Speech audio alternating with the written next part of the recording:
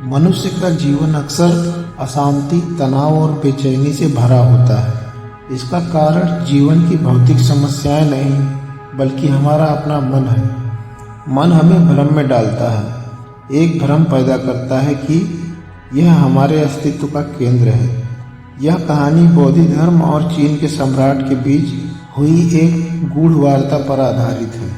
इस कथा में न केवल मन की प्रकृति का वर्णन है, बल्कि इसे शांत करने का एक अद्भुत उपाय भी छिपा हुआ है। चीन का एक शक्तिशाली सम्राट, जो अपने राज्य में हर भौतिक सुख सुविधा का मालिक था, अपने मन की बेचैनी से परेशान था। उसके पास सब कुछ था, धन, वैभव और अनगिनत सेवक, फिर भी उसकी आत्मा अशांत थी।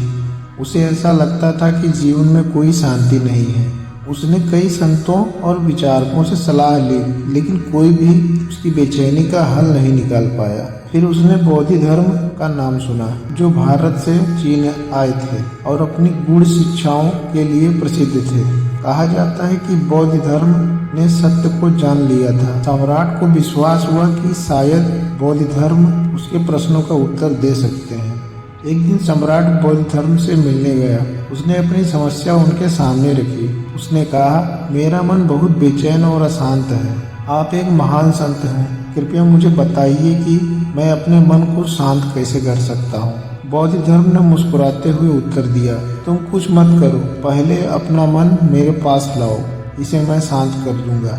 यह सुनकर सम्राट चकित रह गया। उसने कहा, आपका क्या मतलब है? मन कोई वस्तु नहीं है जिसे मैं आपके पास ला सकूं। बौद्ध धर्म ने कहा, तुम्हें इसे समझने की जरूरत नहीं है। बस सुबह 4 बजे अकेले आओ, और हाँ, अपना मन साथ लाना मत भूलना। बौद्ध धर्म की बातों ने सम्राट को भ्रमित कर दिया। वह पूरी रात सो नहीं सका। उसने बार बार सोचा, यह आदमी पागल है। यह मुझसे कह रहा है कि मैं अपना मन लाऊं। मन कोई ठोस वस्तु नहीं है जिसे मैं कहीं ले जा सकता हूँ। फिर भी उसकी बातों में कुछ ऐसा है जो मुझे रोक रहा है। सम्राट ने कई बार यह तय किया कि वह बौद्ध धर्म से मिलने नहीं जाएगा, लेकिन फिर बौद्ध धर्म की गहरी आंखें और उनकी उपस्थिति उसे बार बार खींच लेती थी, जैसे कोई अदृश्य चुंबक उसे सुबह 4 बजे उठने और बौद्ध धर्म के पास जाने के लिए मजबूर कर रहा था। सुबह 4 बजे सम्राट बौद्ध धर्म के पास पहुंचा। बौद्ध धर्म अपने बड़े डंडे के साथ शांत भाव से बैठे हुए थे। उन्होंने सम्राट से पूछा, क्या तुम अपने मन को साथ लेकर आए हो? सम्राट ने गुस्से में कहा, आप कैसी बातें करते हैं? मन कोई ऐसी चीज नहीं जिसे मैं कहीं भूल सकता हूँ। यह मेरे भीतर है। बौद्ध धर्म ने मुस्कुराते हुए कहा, तो यह तय हो गया कि मन तुम्हारे भीतर है। अब आंखें बंद करो और पता लगाओ कि यह कहाँ है। जब तुम इसे ढूंढ लोगे तो मुझे बता देना, मैं इसे तुरंत शांत कर दूंगा। सम्राट ने अपनी आंखें बंद की और मन को खोजने लगा। उसने अपने भीतर झांकना शुरू किया और उसने अपने विचारों, भावनाओं और चेतना के हर कोने को देखा। लेकिन जितना अधिक उसने खोजा, उतना ही वह उलझता गया। उसे मन कहीं नहीं मिला। उसने महसूस किया कि मन कोई ठोस चीज नहीं जिसे वह छू सके या दिखा सके, केवल विचारों का एक प्रवाह है। यह एक गतिविधि है, एक आदत है। सम्राट ने अपनी आंखें खोली और कहा, मैंने मन को खोजने की कोशिश की, लेकिन यह कहीं नहीं है। यह केवल विचारों का एक प्रवाह है।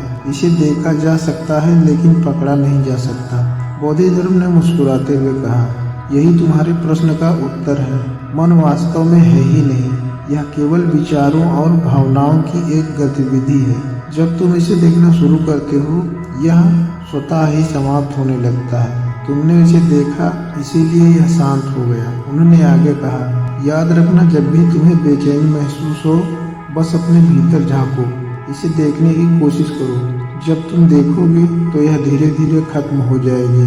देखने की यह प्रक्रिया ही समाधान है। बौद्ध धर्म ने सम्राट को यह सिखाया कि मन केवल विचारों और भावनाओं का एक प्रवाह है। यह एक आदत है जिसे हम वास्तविक मान लेते हैं, लेकिन जब हम इसे गहराई से देखना शुरू करते हैं तो इसका अस्तित्व समाप्त हो जाता है। पतंजलि ने भी अपने योग सूत्र में यही कहा है, योग चित्त वृत्ति निरोध। इसका अर्थ यह है कि योग मन की गतिविधियों को रोकने की प्रक्रिया है, लेकिन इसे रोकने का प्रयास करने की आवश्यकता नहीं, केवल इसे देखना ही पर्याप्त है। यह कहानी हमें एक महत्वपूर्ण शिक्षा देती है। जब भी हमें बेचैनी महसूस हो, हमें यह समझना चाहिए कि यह बेचैनी मन की गतिविधि का एक कारण है। इसे नियंत्रित करने या बदलने की कोशिश करने के बजाय हमें केवल इसे देखना चाहिए। जैसे ही हम इसे देखते हैं, हमारा पूरा ध्यान एक साक्षी बन जाता है। यह साक्षी भाव मन को शांत कर देता है, क्योंकि देखने की प्रक्रिया में कोई विचार नहीं होता।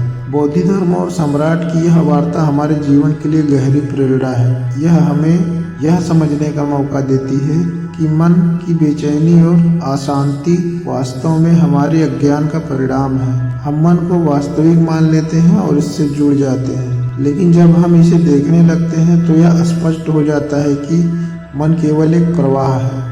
इसे पकड़ने की कोशिश करना मूर्खता है। इसे समझने और देखने से ही शांति मिलती है। इस कथा का संदेश स्पष्ट है। मन को शांत करने के लिए उसे देखो। देखने की प्रक्रिया ही समाधान है। दोस्तों, अगर ये वीडियो आपको पसंद आई हो तो वीडियो को लाइक और हमारे चैनल को सब्सक्राइब करें। मिलते हैं अगले वीडियो में।